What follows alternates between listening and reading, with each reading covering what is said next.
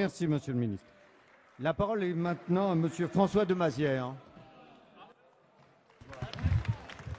Monsieur le Président, ma question s'adresse à Madame la garde des Sceaux. Mais tout d'abord, je voudrais vous dire, Monsieur le Premier ministre, que nous sommes choqués. Vous avez été interpellé par le président du groupe UMP hier, vous êtes défilé. Vous avez été interpellé aujourd'hui par le président du premier groupe d'opposition de France où vous défilez. Il y a un minimum de respect républicain à avoir entre nous. Madame la garde des Sceaux, hier, vous avez invoqué à plusieurs reprises l'égalité et la fraternité comme fondement de votre projet de réforme du mariage. Mais dans la pratique, ce que constatent les Français, c'est la politique de 2 poids, 2 mesures. 220 députés et sénateurs demandent à être reçus par le président de la République. Ils ne le sont pas.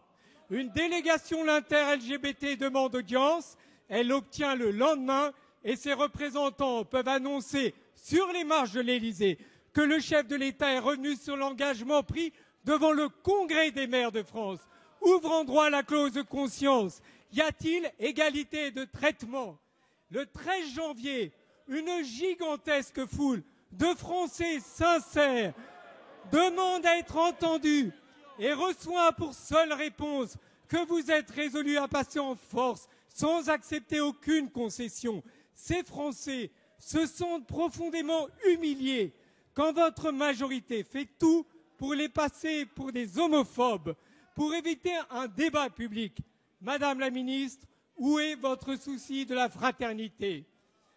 Ces Français, tous les Français, ont droit à des réponses claires.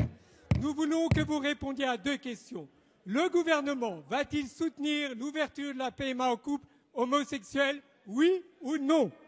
Allez-vous retirer la circulaire qui introduit la légalisation en France de la gestation pour autrui, oui ou non? Merci.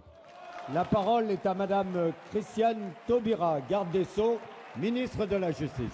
Monsieur le Président, Mesdames, Messieurs les députés, Monsieur le député de Mazières, le Premier ministre s'est très clairement exprimé il y a quelques semaines à propos de la PMA. J'ai constaté que vous n'entendez pas, que vous ne lisez pas et que par conséquent, peut-être que l'exploit est au-dessus de mes forces.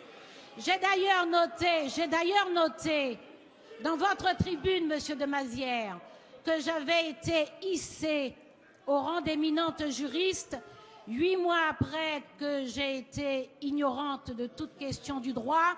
Je trouve que c'est un bel encouragement pour les étudiants de droit dans ce pays. Je vais donc répéter que le Premier ministre, le chef du gouvernement, s'est très clairement exprimé. Nous débattons depuis hier. Nous débattons depuis hier de la loi qui ouvre le mariage et l'adoption aux couples de même sexe.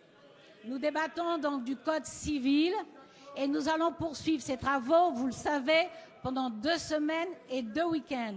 Mais j'ai compris qu'il faut répéter sans cesse, donc je m'y contrains. Nous travaillons sur ce texte. Sur la fraternité, Monsieur le député. Mais le gouvernement donne la preuve au quotidien. Alors, je vous invite simplement à participer aux travaux au cours desquels le gouvernement s'exprima très longuement. Ce texte de loi est passé en commission des lois. Il fait son parcours au Parlement. Le texte qui en sortira sera un texte parlementaire. Et par conséquent, c'est bien la voix du Parlement qui en sera sortie. Quant aux maires, les maires de ce pays sont républicains, ils appliqueront le droit.